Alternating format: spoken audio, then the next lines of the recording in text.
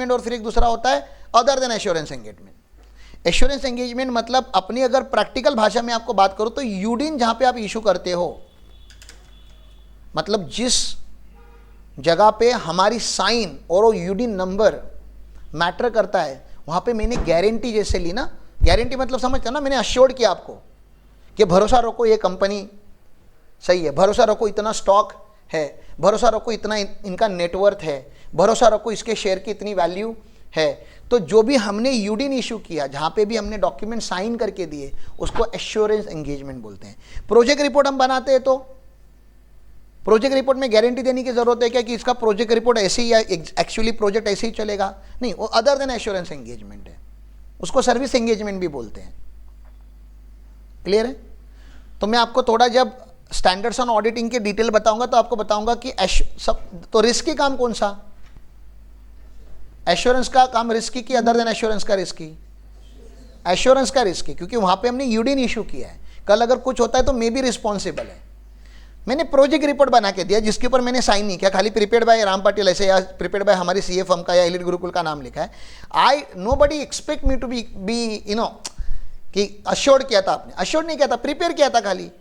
Audit report में मैं assurance देता है, सर्टिफिकेशन में मैं अश्योरेंस देता है कि मैंने चेक किया और मुझे सब कुछ सही मिला करके ये है।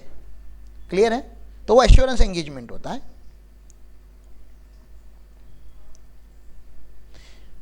अब इन्होंने बोला एश्योरेंस एंगेजमेंट में यूजुअली या ऑडिट में 3 लोग होते हैं, इन्वॉल्विंग प्रैक्टिशनर मतलब सीए, रिस्पॉन्सिबल पार्टी मतलब जिसका हम ऑडिट कर रहे हैं मतलब कंपनी, एंड इंटेंडेड यूजर मतलब जिसको ये रिपोर्ट जाएगा। तो ये ट्राई पार्टी एग्रीमेंट होता है।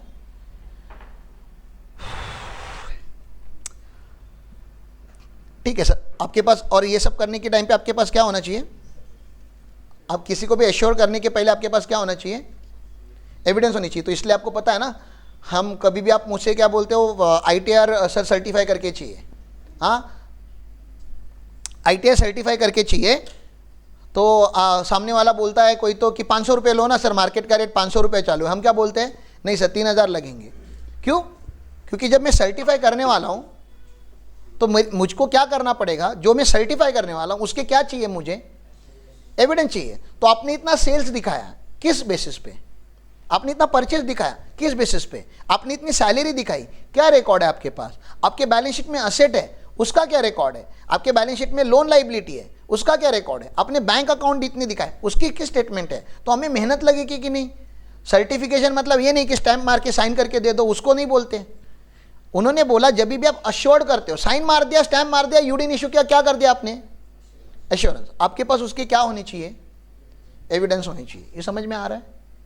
ओके, इसलिए पैसा ज्यादा मांगते हैं हम। क्लियर है? एविडेंस कैसे होनी चाहिए? सही होनी चाहिए ना, ये एविडेंस सही होनी चाहिए ना। ये दिख रहा है word sufficient and appropriate evidence, audit evidence. Sufficient का मतलब क्या बताया था? क्वांटिटी, और अप्रोप्रिएट का मतलब क्या बताया था? क्वालिटी। एक 2 करोड़ का सेल है और हमने 4 बिल रखे हैं बस, 2 करोड़ का सेल हमने सर्टिफाई किया और कितने बिल रखे हमारे एविडेंस में? 4 बिल रखे, चलेगा क्या? नहीं, इट्स नॉट अप्रोप्रिएट। क्वांटिटी भी कम है, इनसफिशिएंट है, और क्वालिटी भी कम है, ऐसा नहीं होना चाहिए। टोटल सेल्स लेजर लेना चाहिए था, पार्टी कंफर्मेशन, मतलब जितना डीप में जाओ उतना अच्छा है। बैंक स्टेटमेंट के साथ क्रॉस वेरीफाई हो रहा है, बैंक में पैसा आ रहा है, जा रहा है, आ रहा है, जा रहा है, पता चलता, आपको पता चलता है फेक एंटिटी क्या है, और उतना नॉलेज आ गया अभी आप लोगों को, ठीक है ना, फेक क्या है, रियल क्या, आप समझ सकते हो। तो वो उसके हिसाब से आपको सर्टिफिकेट इशू करना है। 1000 रुपये 2000 कमाने के लिए पीछे मत जाओ, it's a very big thing. और 8 से 10 साल के लिए हम लोग रिस्पॉन्सिबल है, आज के लिए नहीं।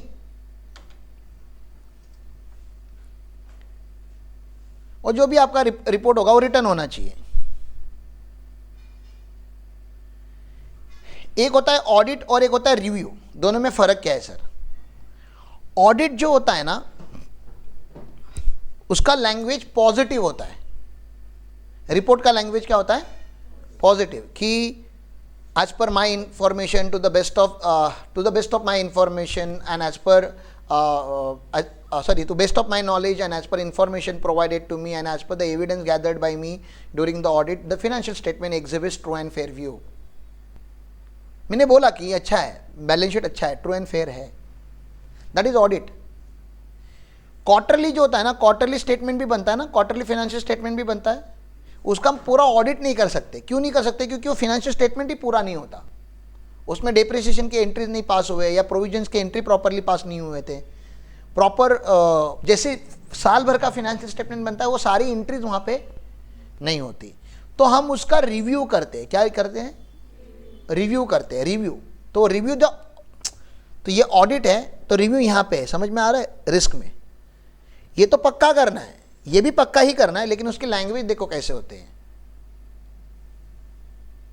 To the best of my knowledge and information gathered by me during the review engagement, nothing shows that the financial statement does not exhibit true and fair view.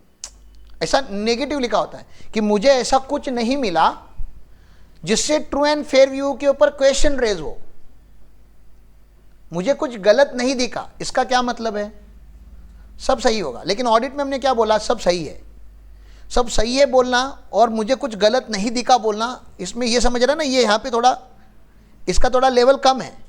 मुझे सब सही लगा, लेवल ज़्यादा है, मुझे कुछ गलत नहीं दिखा, इसका एश्योरेंस लेवल कम है।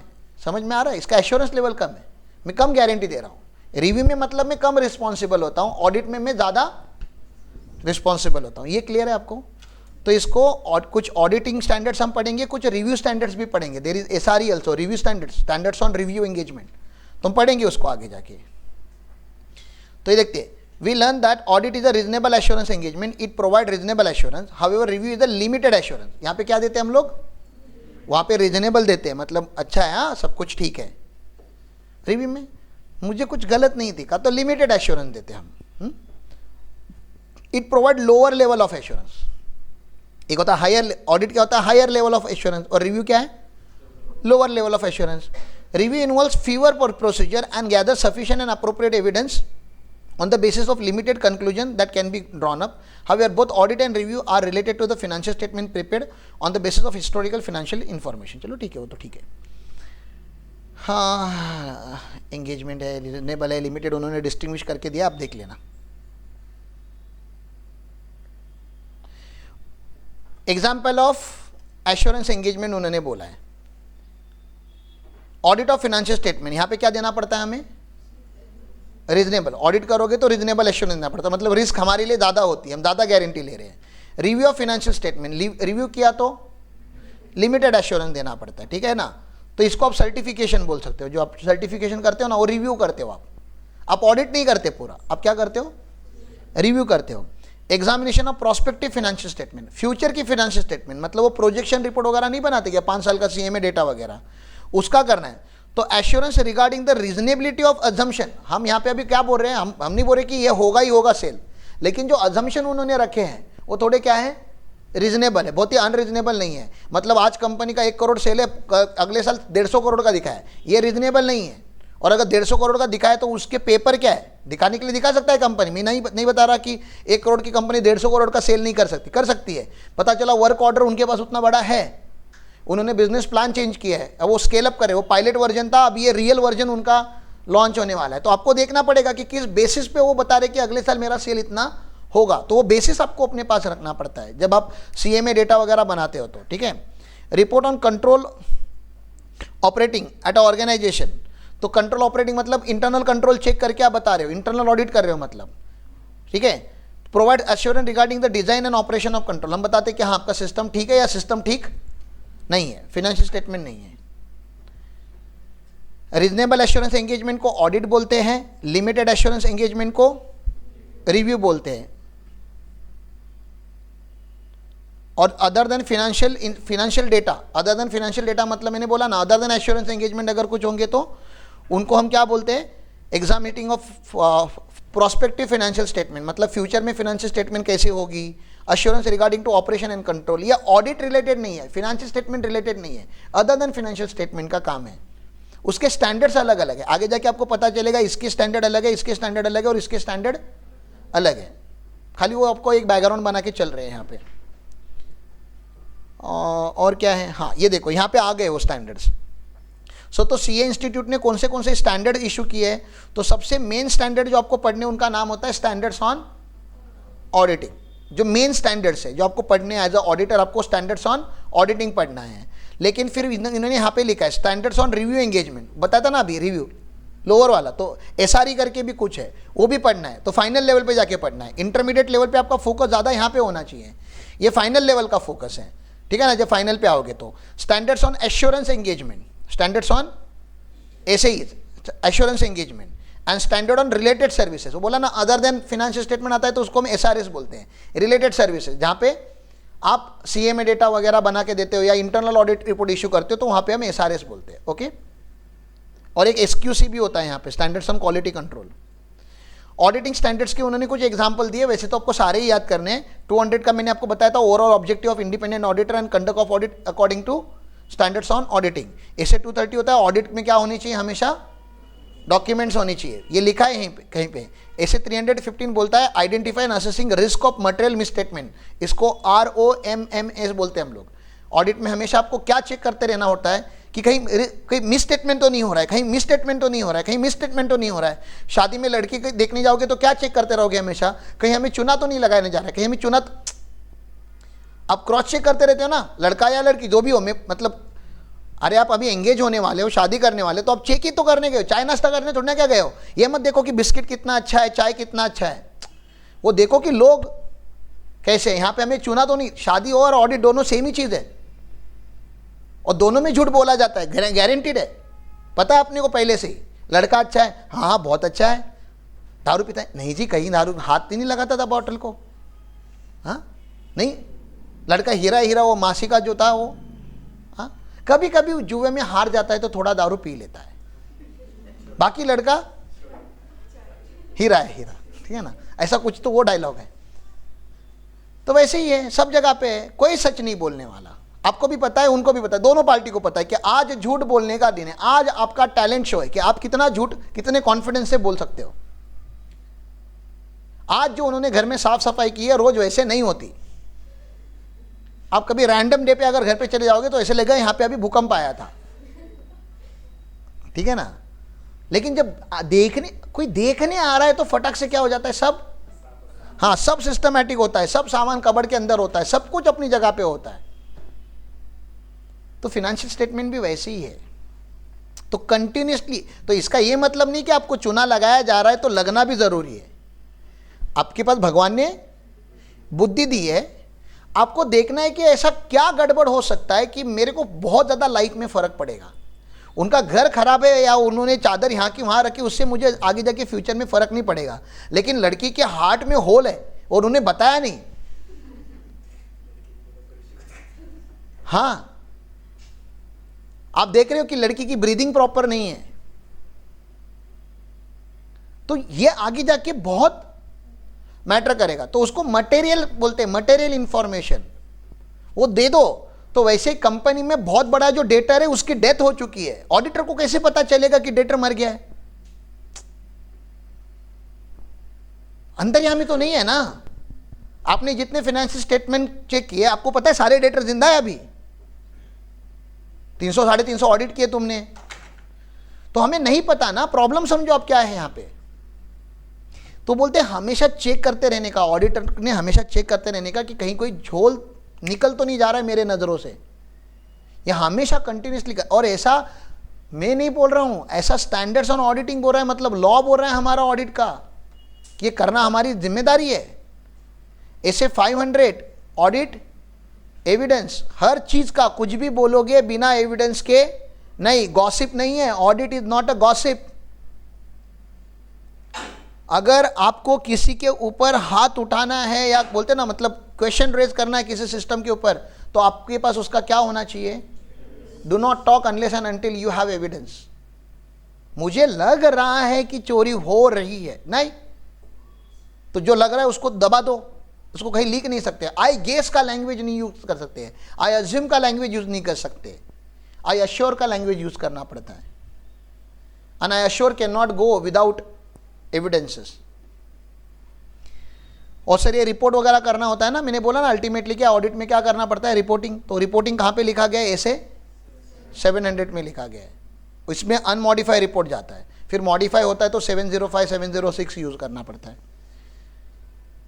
वैसे एसआरई भी है, ऐसे 2400 एसआरई 2400 2401, लेकिन ये अभी आप मत देखो, आप उधर तक मत जाओ। आप लोग अभी कहाँ तक रहो, बस मैक्सिमम एसए प्लस एसक्यूसी, एक एक्सक्यूसी और एक ऐसे आपको पढ़ने, बस उससे ज़्यादा मत पढ़ो। उससे ज़्यादा पढ़ोगे तो मेरे को टेंशन आ जाएगा।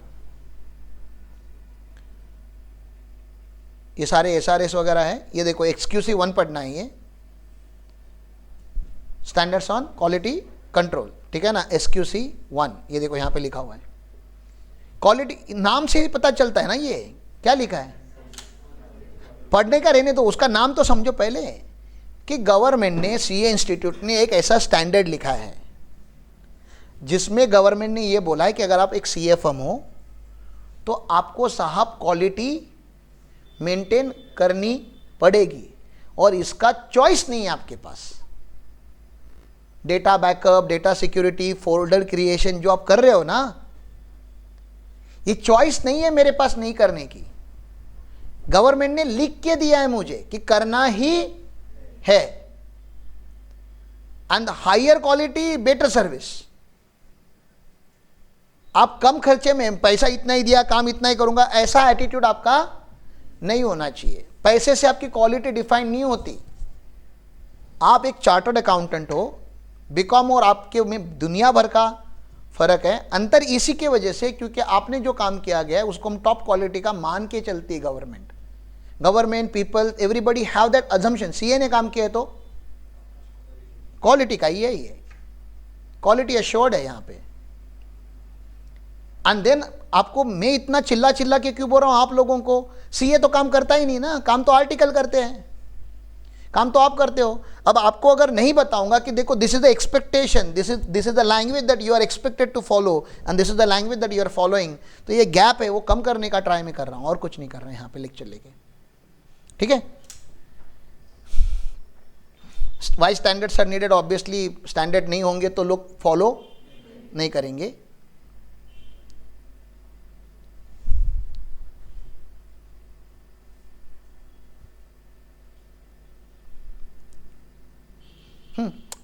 डन, फर्स्ट चैप्टर ओवर है।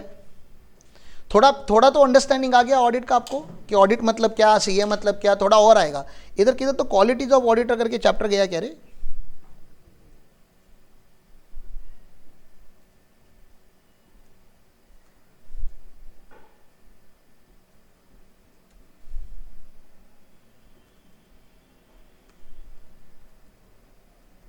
नहीं है शायद, अगले चैप्टर में पढ़ेंगे। बहुत सारी क्वालिटीज एक्सपेक्ट करता है गवर्नमेंट मेरे से। हाँ, if you guys have any question then please ask. बाकी टाइम तो हो चुका है अपना। Still if you have any question I can take the question. सवाल होनी चाहिए आप लोगों के, और रिकॉर्डेड लाइन पे होनी चाहिए। We are okay to discuss that question, कोई प्रॉब्लम नहीं है हमें। है कुछ क्वेश्चन आपके पास? सब समझता है आपको, शराफत आपको भी? हाँ,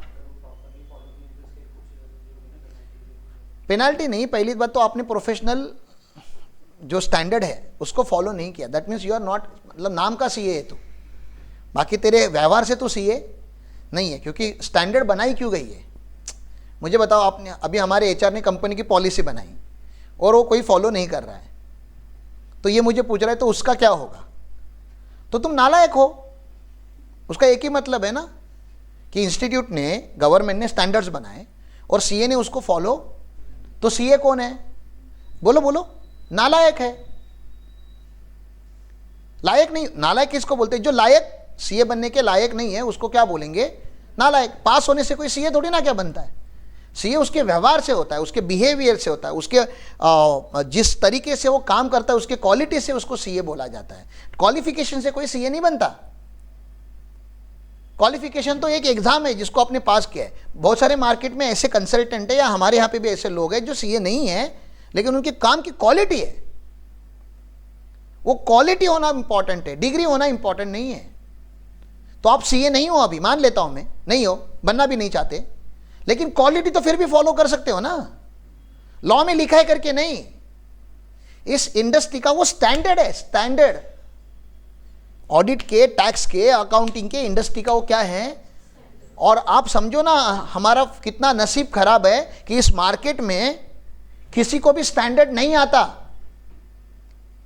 स्टैंडर्ड टीचर लोगों को स्टैंडर्ड नहीं पता, बच्चों को कहां से पढ़ाएंगे स्टैंडर्ड?